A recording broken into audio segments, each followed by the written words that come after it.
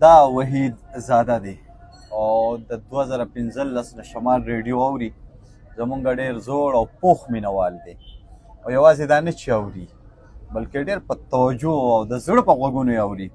نو دا دویم دریم ځل دی چې د سره ملاقات کېږي او نن وایي چې ما تا له ډالۍ راوړې ده. نو ګورو چې څه ډالۍ ده. وحید صاحب د ایاز وزیر صاحب یو څو شعرونه دي زه تاسو ته په پښتانه او په درنه مینه ډالۍ کومه. د ګورګورو د مومانو نه خواږه دي، د ګورګورو د مومانو نه خواږه دي، ستا لفظونه د ګلپاڼو نه خواږه دي. واه واه واه.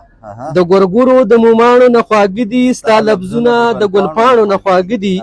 او د کوچیانو غرنۍ سندرې وایا، د کوچیانو غرنۍ سندرې وایا، د کوچیانو غرنۍ سندرې وایا، اوازونه دي د زاڼو نه خواږه دي. واه واه واه ویله کومه شاعري. واه واه ډېر. او وحید صاحب په وطن باندې مین وګړي ګوره، په وطن باندې مین وګړي ګوره، په وطن باندې مین وګړي ګوره، د خیبر د سپینو کاڼو نه خواږه دي. واه واه واه. او د اخرانه شعر د تاسو ته خصوصي ډالۍ.